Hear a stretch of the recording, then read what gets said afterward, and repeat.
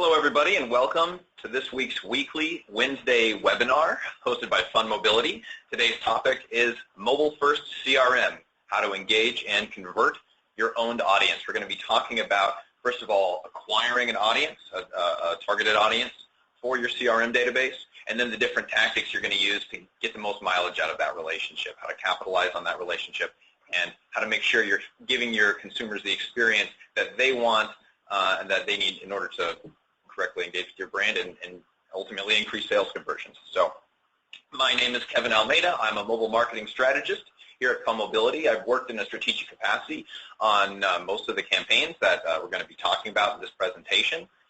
Just to give you a little bit of a heads up, this is going to be about a 20-minute presentation. We'll open it up for question and answers at the end. So feel free to type any questions you have during, but we'll get to them once we get to the end of that 20-minute presentation. And make sure you tune in next week. We do these weekly webinars every single Wednesday at the same time, 11 a.m. Pacific. We do a new topic every week with a rotating panel of hosts. And next week's topic is going to be on interactive shopper marketing. We'll talk a little bit about that today, but basically the idea is how to take your offline collateral and your offline consumer experiences and how to connect that to interactive online content, specifically through the in-store shopper's mobile device. So make sure you tune in for that. That one's a lot of fun too. All right, so getting into it then right away. Who are we? FunMobility connects brands and audiences through fun and engaging digital marketing. Some of our brands you can see here and some of the awards and accolades we've gotten below that. Basically what this means is we don't take digital marketing for granted. We don't look at it as you're just throwing pretty pictures on websites in front of people. There's just way too many holes in that approach as far as we're concerned. We want to focus on actually engaging, on actually hitting people in a way that matters, that's trackable, where you can see some actual human interaction with the brand happening. You will ultimately see a lot better results and campaign optimization from that approach. So a little bit about today's agenda. We're going to talk about what do I mean by mobile first CRM. Then we're going to talk about creating that owned audience that you can market to. Then going beyond the newsletter, a lot of people think CRM, they just think newsletter. There's a lot more you can do with that audience data capture you can get. And then the last thing, I'm going to talk a little bit about something called Experiential Segmentation, which is a way we use to also segment databases with a lower friction user experience. So what is a mobile first CRM? Basically the idea is to look at why are people looking at your content on mobile devices and how is that different from desktop? Everyone has come historically with a desktop-centric approach to CRM, but the reality is most activity now happens on mobile devices. If your brand is digital, digital really means mobile. Desktop is a distant second.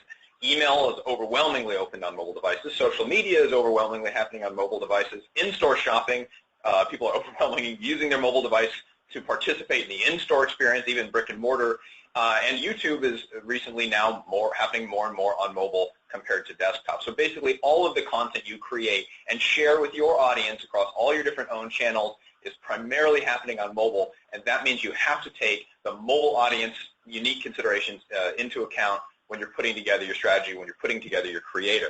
What does that mean? It means the designs have got to look good on small screens. People love these big, complicated, busy, high-definition, beautiful images. I love them too.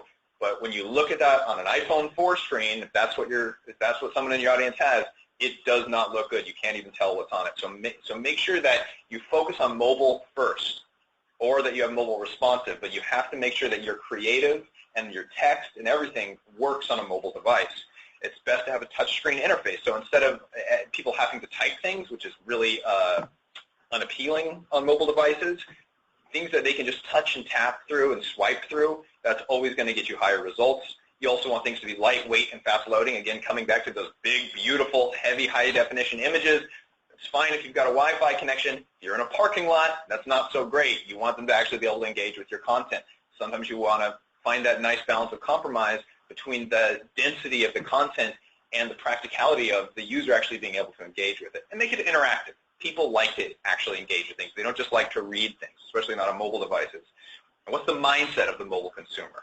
The mobile consumer is using their phone not to browse, not to generally relax. They have goals.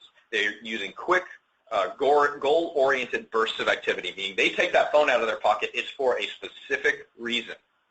And so you either want it to contribute to that reason or support why they took it out, so help them accomplish their goal, or you want the action you're asking them to take to either not be disruptive or to kind of fall within the time of that, which means as they're looking for these moments of micro-leisure, they're looking at their email, they're checking a text message, they're checking an app push notification.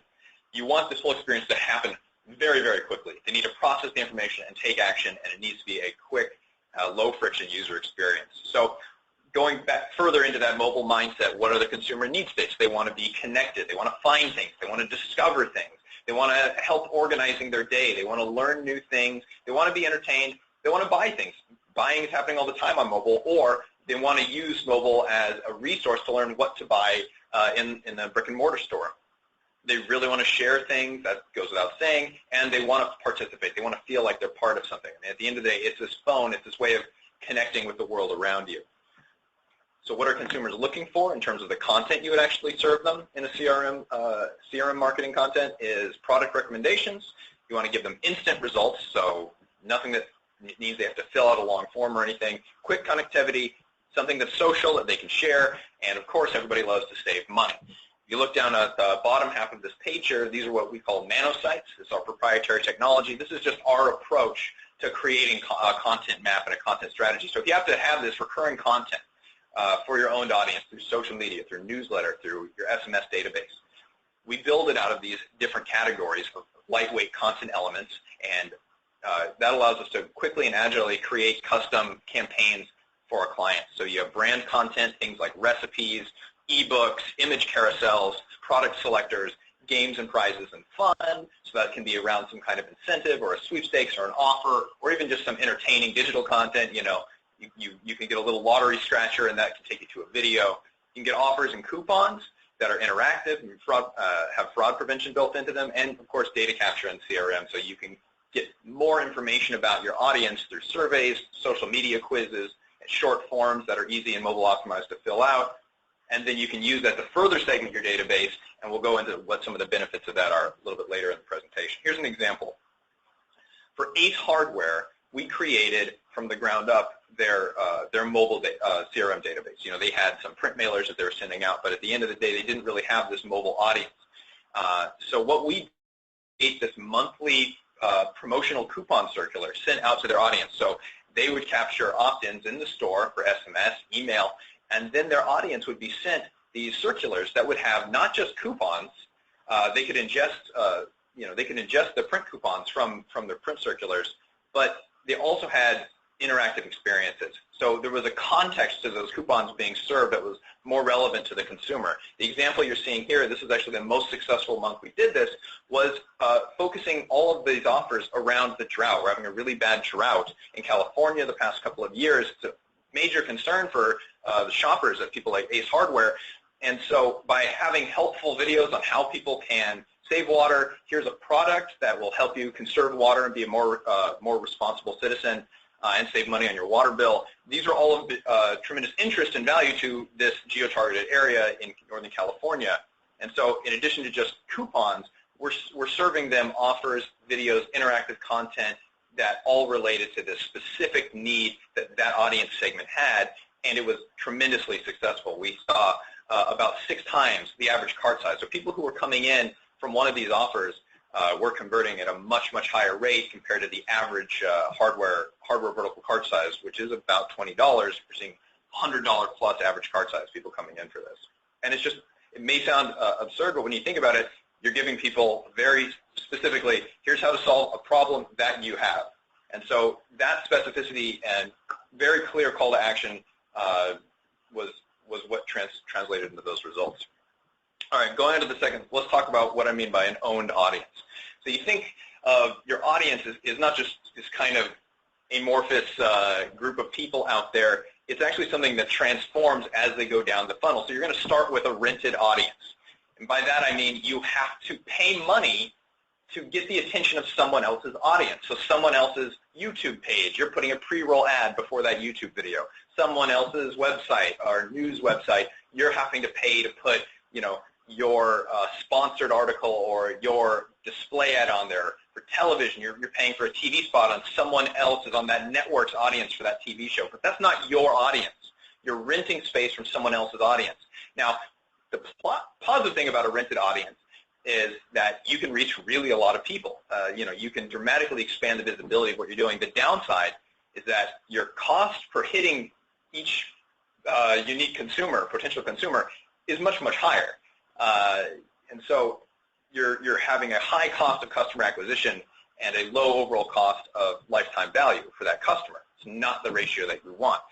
So if you have something in place to not just get awareness or short-term conversions from somebody in your rented audience, you can engage that person. You have some kind of acquisition strategy built in where you're collecting their email or their phone number. You're getting them to download your app. You're getting them to subscribe to your Facebook page. Suddenly that person becomes your owned audience. This is the opposite end of the balance, where now you have people who are relatively low, negligible cost to engage them and a very, very high lifetime value, because you know that they're engaged, you know that they're interested, you know that they like your brand, so they are already a relevant audience because they've taken that interest. And you can market to these people through your own channels much more cheaply than you can by buying rented space in someone else's audience. So the idea is to reach, engage, and acquire your rented audience, which has a high cost per acquisition and engagement, and then convert them to an owned audience, which has a high lifetime value, and then retain them. You want to give them valuable, entertaining, engaging content once they are an owned audience so that they want to stick around and keep engaging with your brand. How do you do that? You do that with mobile-first content. So you're starting with your paid audience on the left side here, their persona through events, paid search, paid social, in-store, you're paying for the store's audience. Then you give them some piece of content that they can engage with where they have some kind of call to action to enter your own audience, either get future offers, probably the most common one, entering a sweepstakes.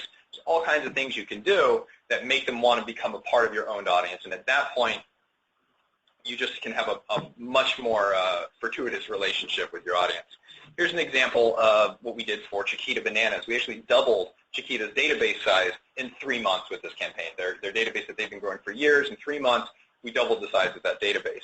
And we did that with this entertaining web experience that they could access in the store, they could access it on desktop, they could access it on mobile, that had all kinds of fun games and activities and videos tying in with their cross-promotion of Universal's Minions movie that came out last year.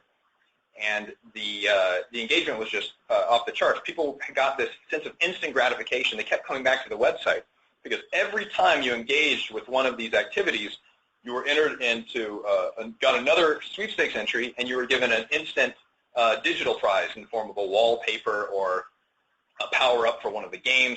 And so people just kept coming back and playing again and again. We have 5 million games played in the course of just a few months. And 10% of the raw traffic, that's 10% of every single person who clicked into the website. 10% of that raw traffic converted to Chiquita's newsletter. And the reason for it being such a high conversion rate to the newsletter often was just people were having fun. And people were here and saying, this hits me, this is right for the target audience. And they saw that Chiquita's marketing content was something that related to them. So even after this campaign ended, even after the Minions promotion concluded, you now had this large database, and it had this long-term value for Chiquita. Now they're able to serve more fun and entertaining things like entertaining recipes that are helping to drive banana sales and continue that relationship with their consumers. And the results just kind of spoke for themselves. Over the course of the quarter before this campaign was launched to the quarter when this campaign was launched, sales went up by $50 million. Operating income went up by 50% for Chiquita. Their cost of sales went down by 11%. And because we doubled the size of their database in that time, their cost per engagement went down by half, which is what you'd expect when you double the size of a database. So that was really valuable for them as a company. Now the next step is, once we had engaged people, gotten them to opt in to Chiquita's CRM program, we're sending out SMS blasts, app push notifications, and emails. And we sent out these emails, and you can see the first thing we did was segment the audience. So we had these generic emails going out that had, generally just fun, cute Chiquita content and recipes. But we gave people the option to personalize their newsletter. And that was a simple, fun little quiz they took about what kind of recipes they like. And at the end of that, we knew that some people were more interested in health food, some people were more interested in funny junk food, and some people had not really any preference on the matter. And so the month after that, we're able to segment and send out different newsletters to those different segments. And the results tripled and quadrupled in terms of open rate tripled, click-through rate quadrupled for these segments, because now we were serving, not only people think they're getting more personalized content, which they were, but that content spoke to them. So if you are a person who's really into health food and we're serving you, chocolate, mocha, brownie, bananas that don't look particularly healthy, you're not going to click on that recipe for your family. But if we serve you something that looks healthy, you're going to click on that. If, on the other hand, we serve you the banana oatmeal health food and you want to learn how to make fun Minions banana cupcakes, you're not going to click on that health food. So by segmenting the database into what the consumers actually wanted for pretty much a negligible cost, we're able to dramatically, several times over, increase the results from that newsletter. So let's look here beyond the newsletter. We talked about the newsletter. This is kind of a graph representing what I just talked about, where we started out with a newsletter which had a survey, and then we segmented it into 3 different channels. So we have our green channel, number 2 is the blue channel, number 3 is, so think of this health food, junk food, and no preference. So these are the 3 audience segments that we would target immediately after. Okay, so I just talked about how you would have 3 different newsletters that you would send every month, customized for these 3 different channels. But what else can you do, right? What is the value of an email beyond emailing somebody? And the answer is you can do a lot with display advertising. And so what we can actually do, in addition to that email, is we can retarget people who come in through email or come into a website. And we can also then ingest those different audiences. So each audience, we have these 3 audiences now. Remember, we ingest the list of emails from that audience into our ad platforms, and then we serve ads just to those people in display, in-app, or Facebook. So they're getting banner ads and display ads targeted just for their interests. So again, people interested in health foods. If you're a pizzeria and you do one that would be carnivores and vegetarians interested in different types of pizzas, you would only be getting creatives that reflect your interest as a consumer.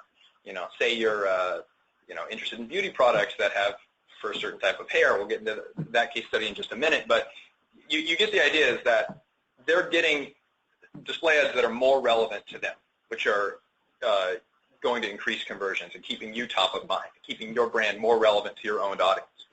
Okay, so that's step 1. Another way of hitting your own audience. Another thing you can do is called lookalike targeting. And what that means is we ingest these different audiences that we're building over time into these 3 different lists. We ingest those lists into our ad platforms, and we create what's called a lookalike audience. Now, this takes all of the kind of intangible similarities to create a master profile of what kind of people make up this audience. So when you're starting a campaign, you're going to do, demographic profiling. Who do I think is interested in health food? Well, I think it's people of women of this age, etc. Your different demographic and interest categories that are really best guess. But the nice thing about lookalike audience targeting is it looks for so many details of their Google cookie data, of their Facebook profile information, and it puts together a profile based on that's living and constantly changing the more emails you add to it, to find out kind of what is the perfect person in this audience look like. And it targets everyone then who fits that profile within your targeting criteria. So we have our health food people. We can serve those health food people email newsletters. We can serve those health food people SMS messages. We can serve those health food people display ads. And then we can look at all of the information. And it's a little scary that there's so much information out there that can be gathered just by your email address, but that's the world we live in. And we can create a semi-fictitious persona, and everyone who's a much, much larger audience who falls within that semi-fictitious persona is now also getting those display ads that are more relevant to them. And you're going to see about a 33% higher engagement rate with lookalike audience targeting in general than you will through demographic or interest-based audience targeting when you're talking about buying display media. All right, last I want to talk about something called experiential segmentation. I'll give you an example. So we just talked about how you can use the data you capture. So say you have a form that people fill out to tell you their email, they tell you, I like health food. Okay, that's great. You segmented your database, but it's not really an optimal user flow. I mean, again, the user has to type something in. They have to fill out a form. It feels a little bit forced and artificial. You can also, by using event tracking, look at what people are doing, look at the behaviors that they're taking, and you can segment your database that way. That's how we do it. So, for example, if somebody is more interested in one product or another, you can segment your database based on what their behaviors are around that product. Do they watch one video but not another?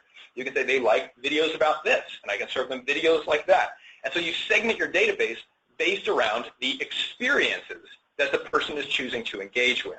What is their product interest? What creative preferences are they showing? What kind of subject lines are they clicking on? What are the interactive elements that they're choosing to engage with? Are they sharing on social media, or do they not really care about social media? You can further segment your database that way. And again, the goal is to keep serving more and more relevant content to these different audience segments to increase conversions. Here's an example I was talking about. Carol's daughter is a beauty products manufacturer, and we built this app for them that connected to their e-commerce store. And part of that app, in addition to all these other fun gamified components to engage the audience, was this product recommendation engine, which came in the form of this fun social media quiz. What is your hair personality? What's the personality of your hair? It was cute. People answered a couple of questions. Is their hair straight, frizzy, kind of funny things. And at the end, they got a coupon and a product recommendation specifically tailored to their needs. So in the short term, they immediately got something that was high converting. It had about 4.5 times normal coupon conversions because it was so personalized. That's great in the short term for sales lift on their e-commerce site. But the real value came in the long term, which is the ability to segment their database. So they got this business intelligence, seeing what is the needs of their own audience, and then all of that we were able to extrapolate and put that into their CRM.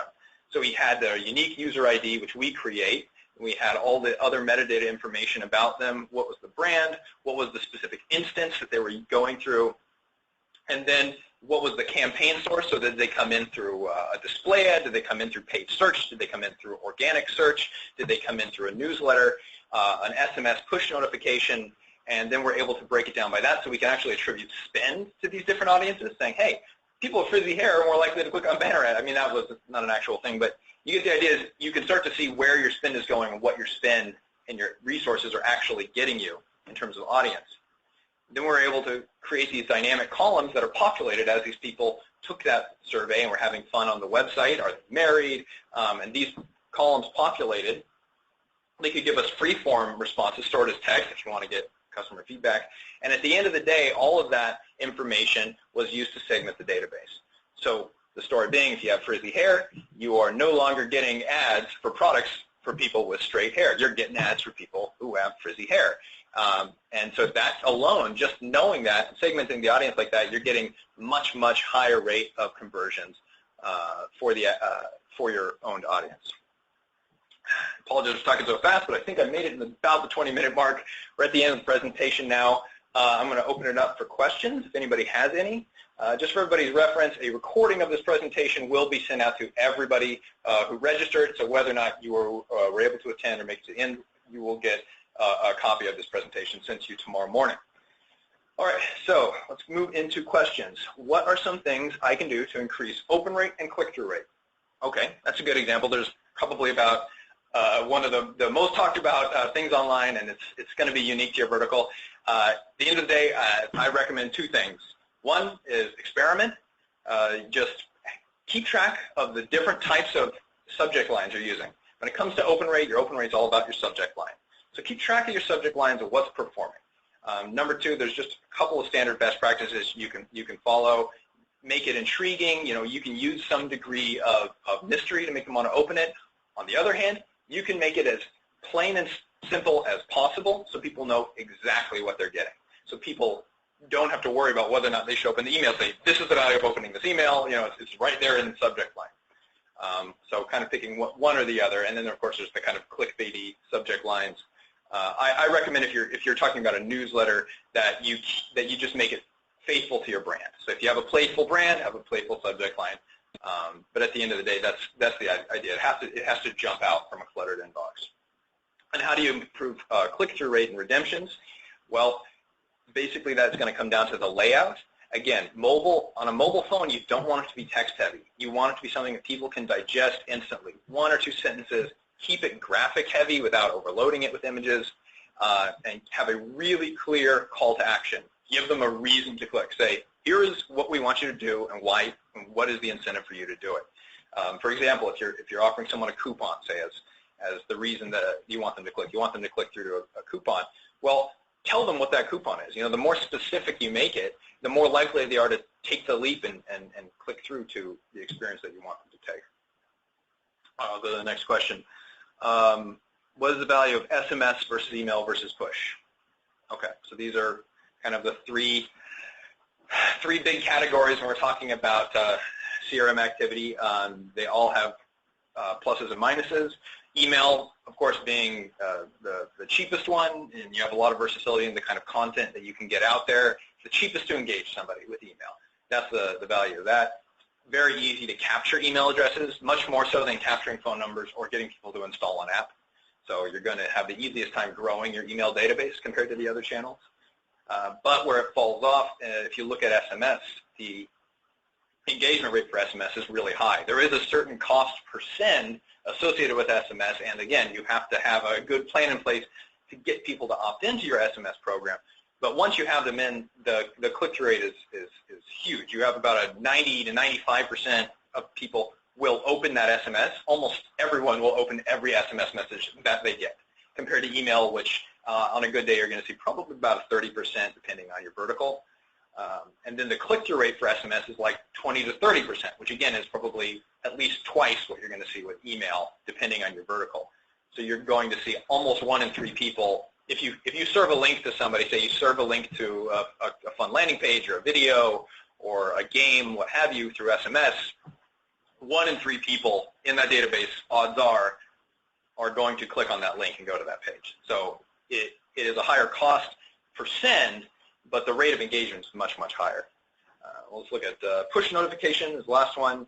The big value of push notification, obviously, is you want to think of push notification as your 1%, like your super fans are the people who are going to accept push notifications, because, yes, you've gotten them to download your app, but not only are they downloading your app, they're agreeing to get push notifications, and you're going to see a dramatic narrowing of the funnel of your audience is willing to do that. So the people who are getting push notifications from you, who have opted in, those are your big, big fans. So if you want to look at the content you're sending them, think of them as your advocates and your super fans. Keep it straightforward, and of course, link it directly to an activity that they can take within the app. That'd be my advice for that. Okay, let me look here. Okay, so I've hit about the 30-minute mark here. I think I'm going to wrap it up for today. If anybody has any other questions that did not get answered, please feel free to email me at marketing@funmobility.com. Again, my name is Kevin Almeida. If you have any sales inquiries, of course, don't hesitate to contact sales@funmobility.com. If you want to talk about how we can put together a campaign or an ongoing CRM management solution for you that uses the different tools and tactics and strategies I've talked about today. And if you're interested in looking at any more resources about mobile marketing, digital marketing, please visit funmobility.com/resources. We've got all kinds of white papers, on-demand webinars, and again, these upcoming weekly webinars we do every Wednesday at 11 a.m. Pacific. And make sure you check in next week for interactive shopper marketing, which is our topic for next week's webinar. It's always a fun one. All right, thank you, everybody, and have a great day, and I'll see you next week.